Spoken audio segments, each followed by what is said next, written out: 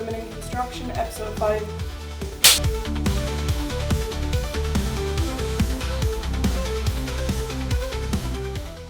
So welcome back to our fifth and final episode of Women in Construction podcast here on iPropertyRadio. This is a podcast where we look at women throughout their careers in the construction industry, throughout their ages, their responsibilities, their roles, and compare and contrast the findings from the very start of your career to the very end. We are changing up a little bit for our last episode. So today for our final episode, we have Mary Whitney of Futurecast and Industry for SkillNet. So Mary, if you want to do an introduction to yourself and how you found yourself where you are. Thanks a million, and thanks a million for having me. So yeah, I'm Mary Whitney. I'm the COO of Futurecast, and we are driving digital innovation in the construction sector. I suppose I have a background in social policy and equitable practices for women and gender equality. So we have, I suppose, conducted a number of different projects in Futurecast, but one of them is FemCon, which looks at attracting more women into the industry and enabling companies to do better, I suppose, in terms of their practices and policies. Yeah, and I was looking at the FemCon last night. So you have your curriculum, which is modules that both women and industry can learn from. Do you want to tell us a bit about that? Yeah, so as part of the FemCon project, we had 4 project results to do, and one of those was to create a curriculum for the industry and for vet practitioners. So really what that was about was to create 5 modules.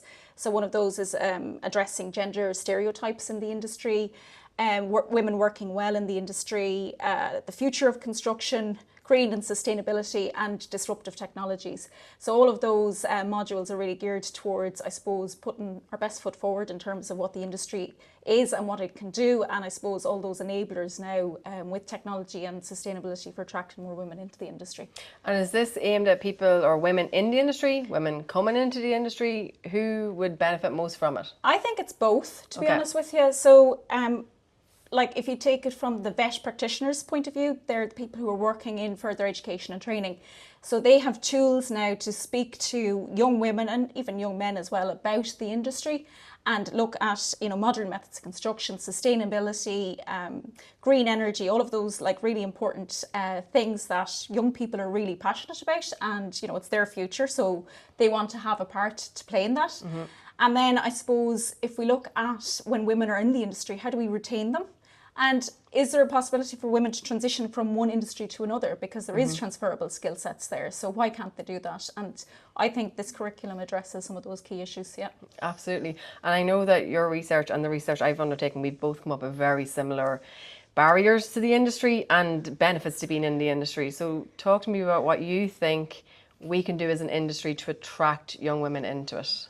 Yeah, so the recurring themes, and I think you've talked about it earlier with me as well, is this whole awareness piece and the information piece. So that's come up, I think, in every podcast we've done. Yeah. Either the lack of information being available, the lack of it being there at all, or the lack of wanting to talk about it. Yeah. So, I mean, I think the information piece for primary school students, for secondary school students is really key, but also for the teachers, because they don't seem to have up-to-date and current information about what the industry can offer. Yeah. Now, if we talk to people in the industry, and the breadth of experience in the room itself today is testament to the amount of variety of roles within the industry, and I think that's what the teachers need to be talking to the young people about. So I think there's lots of opportunities to try and bring that narrative forward and, you know, create a positive narrative about the industry.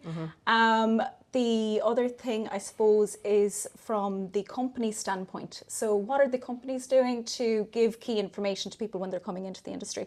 So again, like, you know, do people know what the culture of the organisation is like? Yeah. Do we know what benefits women have? Do we know if there's transparent career progression pathways for them?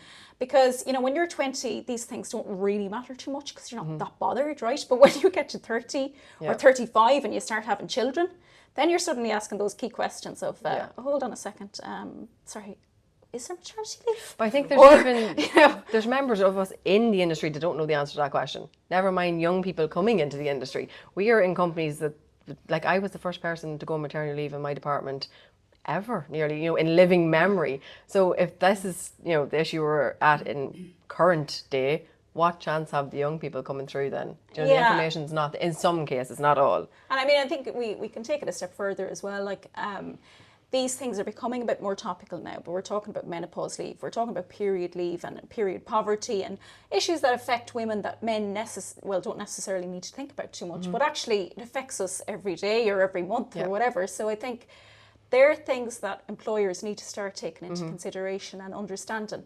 And the other enabler, I would say, is flexibility. So I've talked to other industries who have talked about women who've had to go on maternity leave and are fearful of coming back because they don't know if they're going to come back to the same role. But what other industries have done is they have created a program for returners to work. And so they've identified their key skill sets and said, actually, you know what, you're fantastic at audit. So what you're going to do for 3 days, 9 to 2 or 10 to 2 or whatever, you're going to focus on audit and we're going to get that piece of work done. That's going to be done and that's a headache that we don't have to think about anymore.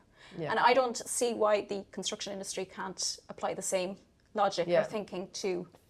So we had this conversation in one of the panels that like I would love for more construction companies to try and implement some sort of flexible working, hybrid working, timeshare, whatever it is, to make it easier for men and women who have care responsibilities. So not just children, but a lot of people my age and older have care responsibilities. They have, you know, parents or siblings that they have to care for as well. And it was brought up that it's not easy in a site to say you're going to go down to a 4-day week, or you're going to do 2 days at home and you're going to go 3 days on site. But my argument then was that I think with enough planning, it is possible to an extent. Maybe it's not as easy as other industries, but I do think it is possible to an extent here. How do you feel about that? Yeah, I think if you think about site working, like why isn't it possible? Because when you think about it, there's like shift work in a lot of different industries. So you could have someone that's coming on site from 9 to 2 and then someone's going to take the baton from 2 and they're going to work from 2 to 6 and so on and so forth. So I think maybe for the general labourers, so say, but if you have a site manager and if you only have one site manager on site, that's not going to work if he's leaving or she's leaving at 2 o'clock and nobody's coming on, or even like if there is somebody coming on, another site manager, then you've got some sort of handover to go on. Like it's just not as straightforward. And I'm a firm believer in that it can work.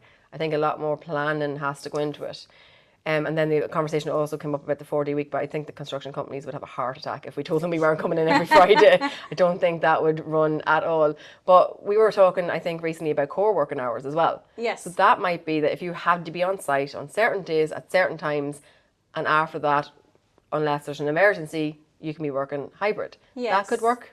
Yeah, I mean, I think that could certainly work, the core hours. Again, people have pick up and drop off duties and responsibilities. We need to be thinking about that. But like as well with even, you know, site managers or 4 people on site, right?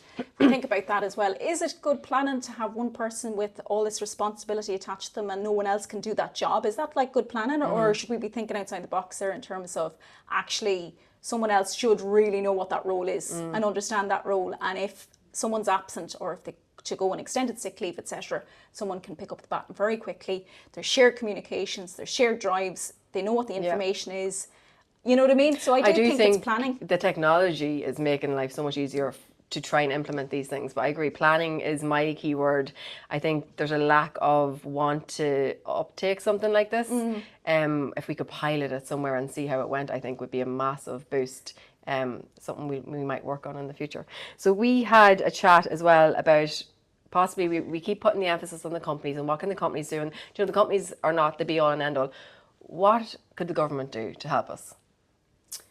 Either get women into the industry and to keep us in it.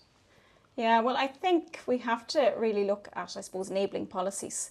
So what are they doing? Like, you know, in terms of maternity benefit, actually, if we look at Scandinavia, look at the most egalitarian countries in the world, in Europe, and the policies they have in place in terms of maternity leave, in terms of sick pay, universal healthcare, etc. I mean, really, we should be kind of thinking about women as, you know, very special people, but also like this is our future generation, these children. So we shouldn't be thinking of it, just women looking for more rights or etc. Actually, no, you know, this is for everyone's benefit at the end of the day. So like if the policies and procedures are in place there to enable women to get back into work. Yep. And even childcare facilities, to be honest. Like maybe there should be a creche in every organisation in the country. And I broached that, and a contractor was like, what do you want me to do, put site or crash on site? I was like, well, no, let's be reasonable. But I do think childcare is such an important topic, because that's not just the construction industry, it affects all industries. We're having major troubles at the minute with childcare. But if you think about the way the work week is set up, it's set up to be detrimental to women in a sense. Like it's set up that we can't actually, they're not compatible. Do you know what I mean? It's like we're supposed to drop children off at 8 a.m. in the morning and pick them up at 6 p.m. And then the school isn't open until 9:30 and the school is closing at 3:30.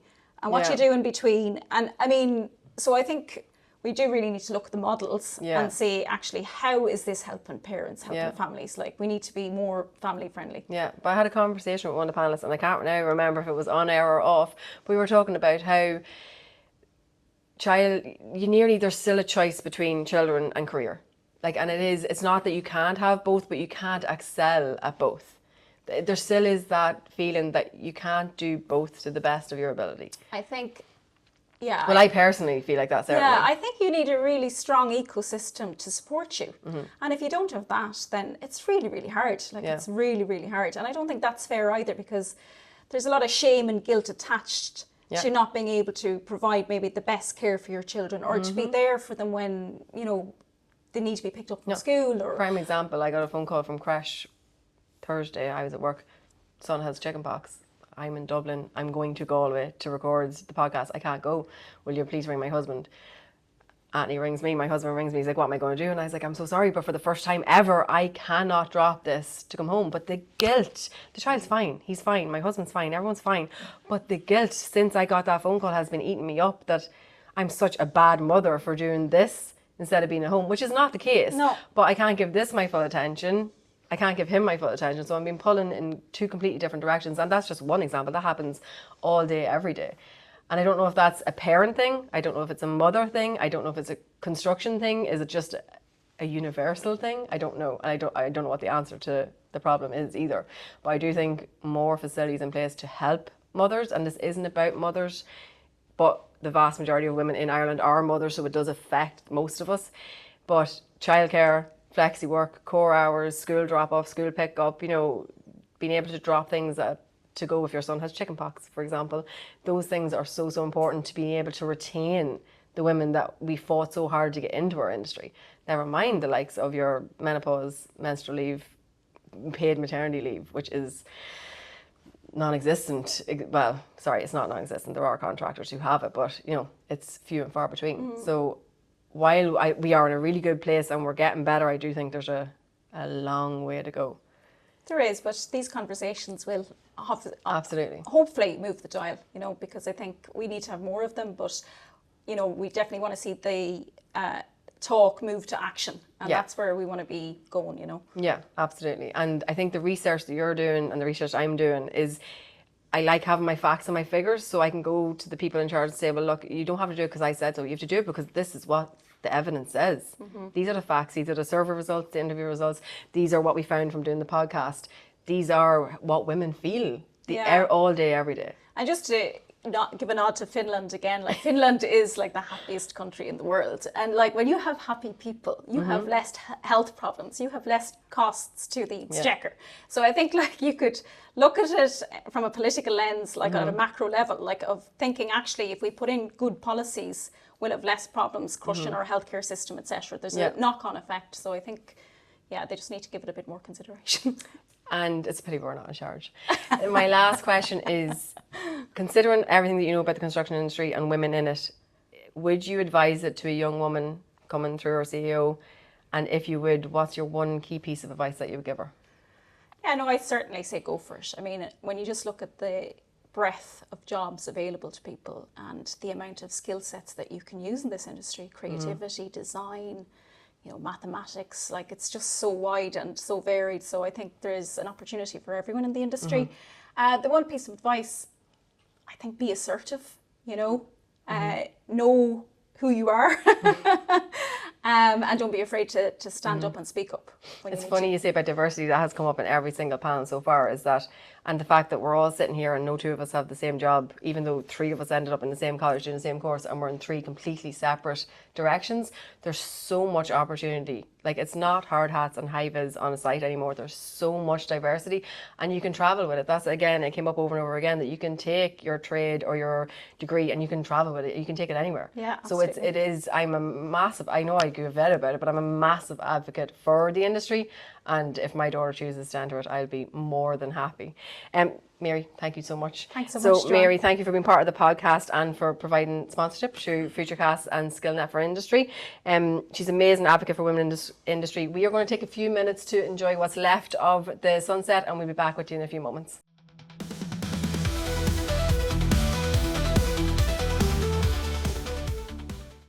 We are back. For those of you joining us on YouTube, you may have noticed that we are in a different setting than we were for the first 4 episodes. So we have been very kindly welcomed to Bonham Quay by Edward Developments, who have put on a lovely reception for us here.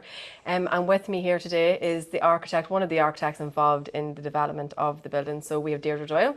Deirdre's going to tell us a little bit about the building and how it came to be. So Deirdre, thank you for joining us. Thank you. That was a very broad intro, but you work away and tell us how Bonham Quay came to be.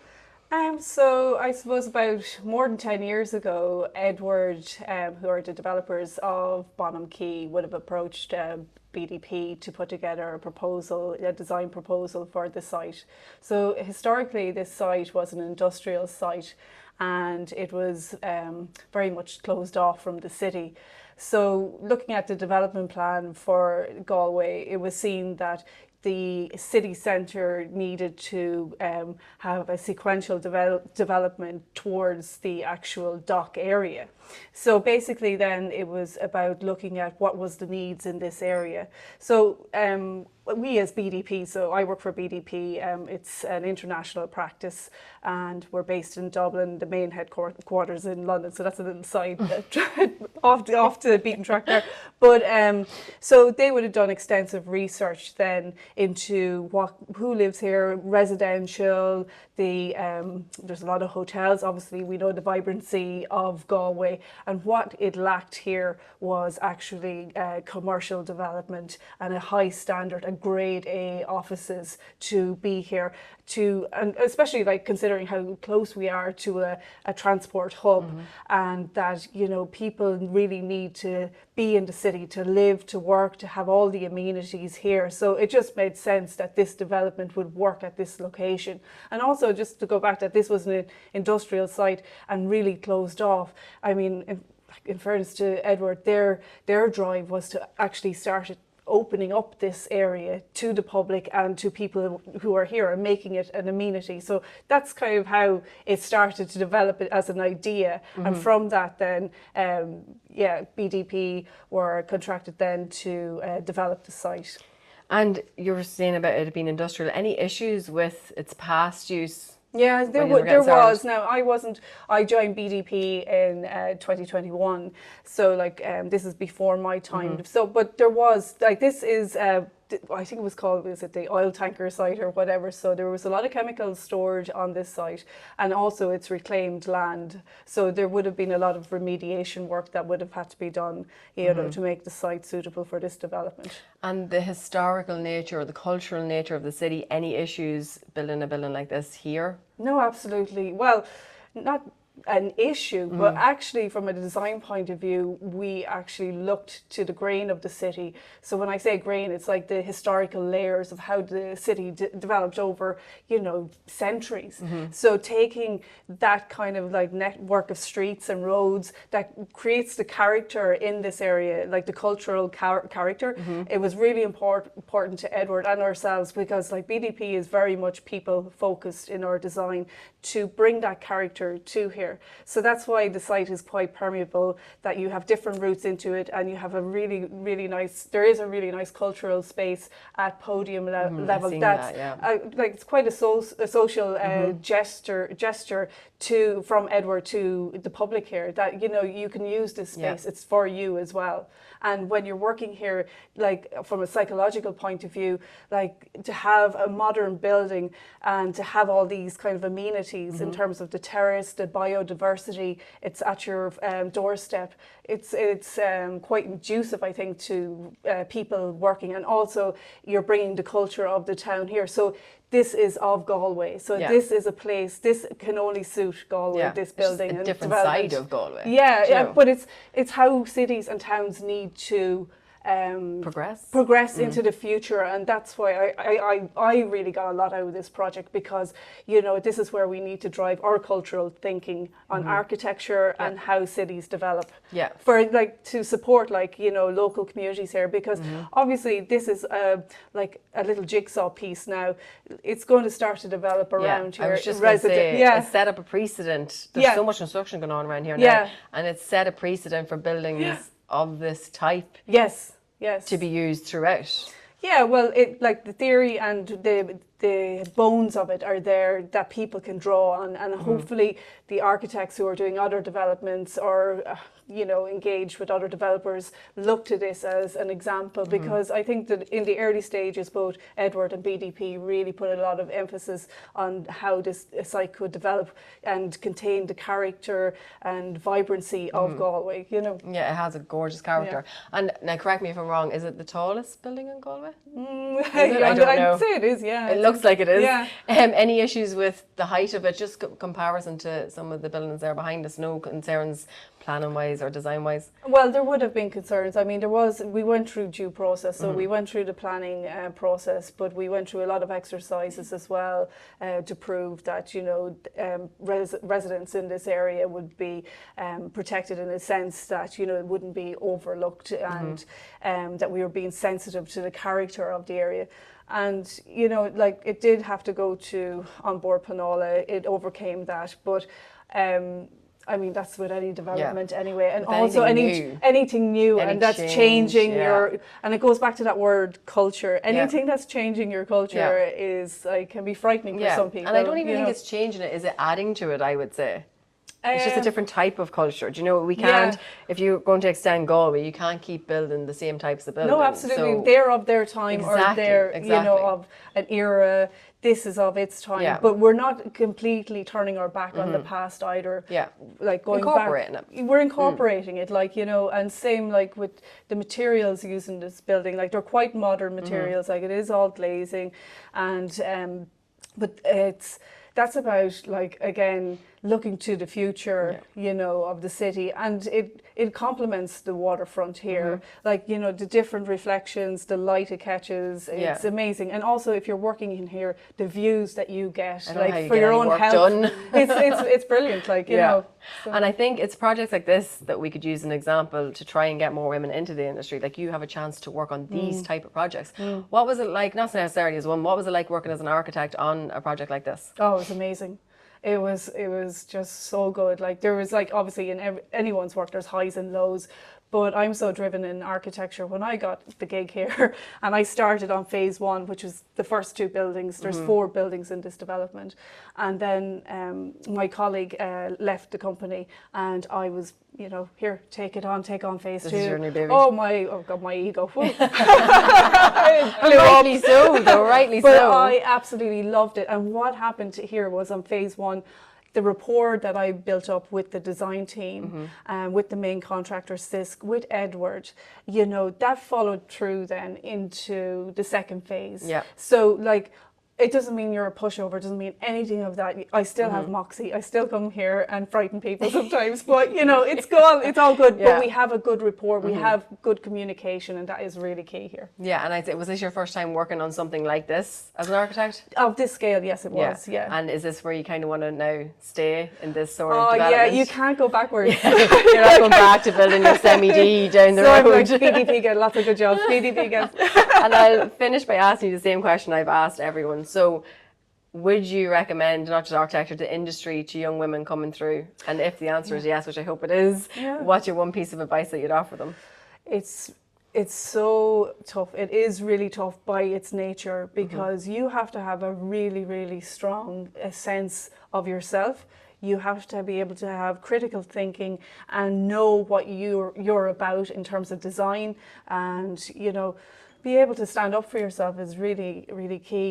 So yeah, absolutely. I would love to see more women in architecture. I mean, at my age, you don't see many of us. We're a rare breed, you know, going around.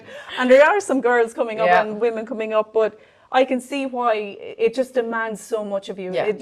It's not just like architecture is like a profession, it's like a vocation. Like, you know, you don't switch off. The industry itself is a vocation. You just can't switch off from it. Like I was constantly thinking about, because I love it. I constantly think about. You're home thinking, did I do this? Did I add that? Did I take away that? Like, I suppose I don't have children and stuff like that, but you know. Another layer to it then if there was. So it is very tough, but I definitely wouldn't say turn your back on it, go for it. Yeah, you know, make it work. The most of it. Make it work for you. Perfect. Thank you so much, no problem. Deirdre. Thank you. And that brings us to the end of our last episode of our Women in Construction Ireland podcast here on iPropertyRadio. I really enjoyed speaking to Mary and Deirdre today, and indeed all of our guests. Thank you all so much. So I personally believe each episode really gave us a lot of insights into what it's like being a woman in our industry. And if nothing else comes from this, I really hope that young women listening to the podcast will get a sense that there's so many opportunities for each and every one of you if you wanted to enter our industry.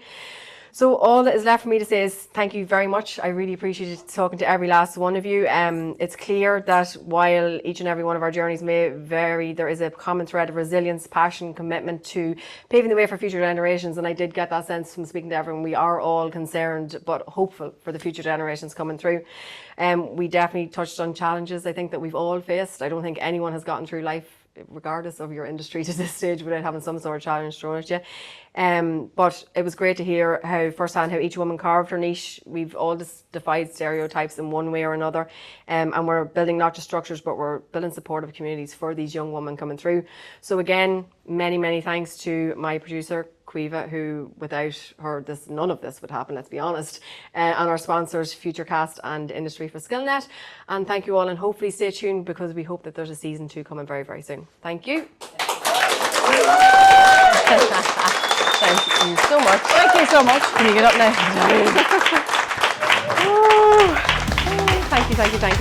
Thank you.